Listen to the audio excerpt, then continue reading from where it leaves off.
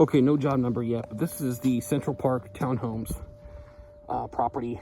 This is out here in Bothell, and we're looking at speed bumps today. Property management company is Management Trust.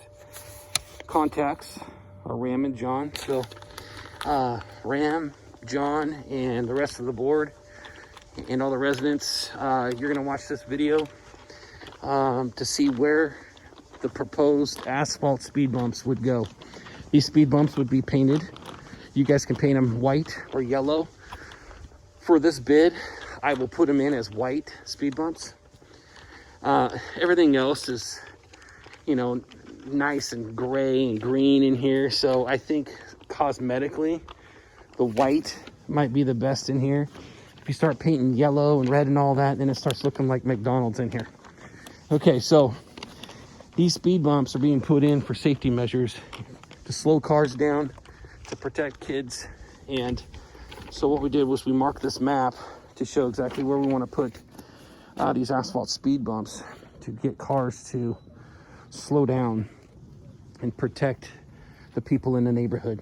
Okay, so out there is 37th Avenue Southeast, and I'm on 192nd Street Southeast right now. Right out just past Building A would be the first location that we would put a speed bump. We're trying to put these speed bumps below. So if you're looking at the grade, we're trying to put them below the flow of water. So if there's a catch basin like this, we want to put it somewhere downstream from the catch basin, because we don't want to get a lot of water collecting at the speed bumps.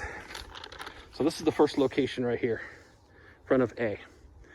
Directly right here, we'll go from sidewalk to edge of asphalt. It'll be 3 feet wide. We'll make them 3 inches tall, and they'll be painted white. We put down a tar material down on the asphalt first, and then we put the asphalt speed bump down. So this is going to be one location right here. Okay, so this first one would be a 20-foot by 3-foot speed bump right in this location. Okay, you can see that we're trying to select locations where it's not right out in front of a garage like this. We're trying to find locations that make sense to where you're not hitting a speed bump as you come out of your driveway. Morning. All right, so come around the corner here on 36th Avenue Southeast. We've got a few other speed bumps that we've chosen. This is all for your guys' review, so that you can see if this makes sense, that you guys can all make a vote on. One thing I forgot to mention is we're putting a speed bump straight across the road, but we're going to create a little gap in between.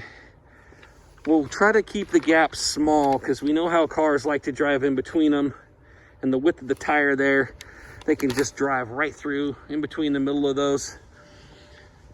So we'll try to keep them really close. A tire width, or maybe even a little bit smaller. We want to make just enough room for water to get in between the catch basin, or excuse me, in between the speed bumps, and then be able to continue to flow downstream. Okay, we don't want to try to get water collecting at these speed bumps and building up puddles. Well, here's the next one right here. This is at E. Okay, we'll go directly across where this stall line is. So that stall line is actually going to be turned into a speed bump. We'll go all the way to the curb and go right here to the sidewalk. Again, 3 feet wide, 3 inches tall, and go all the way to the curb. This is all flowing downhill. So we'll create that little gap in between the speed bumps so water can continue to flow to the next catch basin. So this will be 30 feet long, 30 feet by 3 feet. We'll paint this white, and this stall line will end up being a speed bump, but it'll act like a stall line. This is gonna keep cars from trying to drive around it. That's why we're putting the speed bump all the way to the curb there. Okay, that was an idea that John gave us. Okay, heading up the road. Okay, so we're at the intersection of 193rd Street Southeast and 36th Avenue Southeast. We didn't feel like a speed bump needed to go in this area. But as we get past these two alleyways here, figured another speed bump up here near the mailboxes would be a good spot to get cars to slow down, because this is a long stretch of road here. So I just passed this location. Here's the mailbox kiosk. Water is flowing this direction downhill. So we want to put the speed bump on this side of that catch basin. And decided, so right about where that rock is here, you got the mailbox here, that rock right there will come across, go from the sidewalk here to the curb. Okay, about 20 feet by 3 feet going across here. Okay, so that's where that one would go. Okay, the next speed bump we're looking at on the map is going to be just before you hit the corner here at 194th Place Southeast. We decided that the next best spot would be just to the left of this wood post.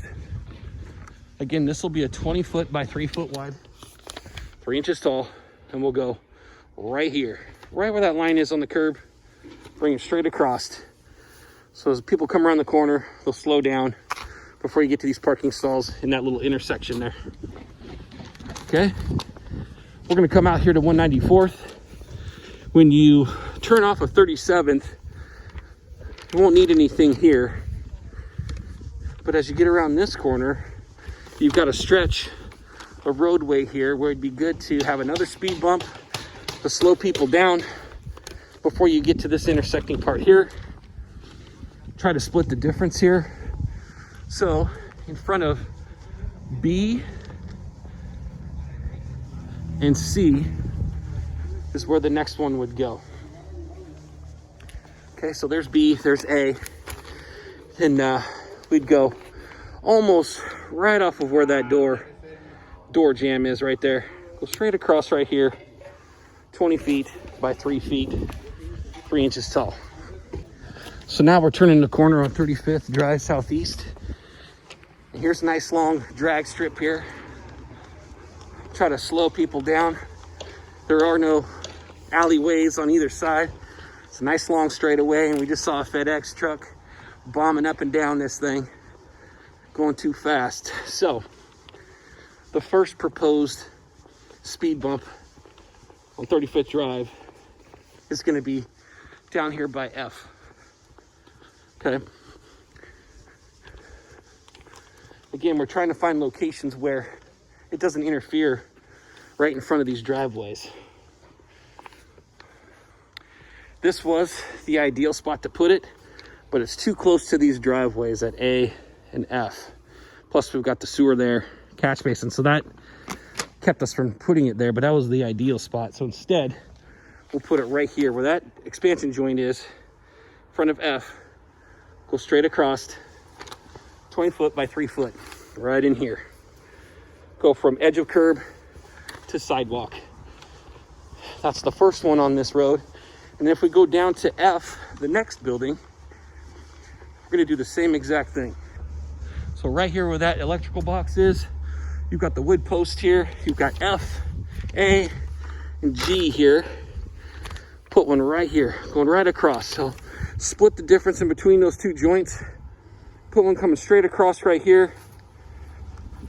Another 20 foot by 3 foot.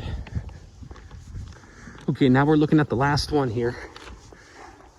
Okay, you got the parking to the right. These two stalls to the left, you've got A and G right here where this rock is here. At that point, coming straight across to about where this extruded curb is, actually just to the right of it, come straight out. 20 feet by 3 feet, 3 inches tall. Paint it white. We'll have a gap in between so water can get through. Okay? As I'm walking back to my car, one of the things I want to mention too is this would take 1 day easily to do the asphalt speed bumps, and we can do half of the speed bumps at a time. So half of the road we could get done in the morning, and then late morning, afternoon, early afternoon, we'll get the other side of the road done. So that way cars can continue to come in and out, and we can get half of the road done at a time. The reason why we're able to do that is because we're putting that gap in between the speed bumps for water to flow through. So that means we can do half the road and then jump over to the other half. It's going to cure within that time frame. It takes only a few hours, 2 hours, maybe tops. By the time we would leave on that first day, all the speed bumps would be ready to go, and you can drive on them. Now we'll create a second day for a striping crew to come out, and they'll paint the speed bumps. Same procedure. We can paint half of the speed bump, put cones, move to the next location, get all the speed bumps done on one side of the road, and then come back after it dries, do the other side of the road, put cones on that. We're just gonna flip the cones over and stripe the other half of it. And then by the time the striping crew leaves that day, it's good to go to drive on, because it only takes about 15 to 20 minutes for that paint to dry. So this is a 2-day process. Day 1 to do asphalt speed bumps. Day 2 to do the striping. We're about 2 to 3 weeks out on average until you get up into late June. And then you start to see the schedule change to about 4 to 6 weeks out. Later in the summer it moves it up about, or moves it another week or two back. It could be 6 to 8 weeks. If you have any questions, let me know. Thank you.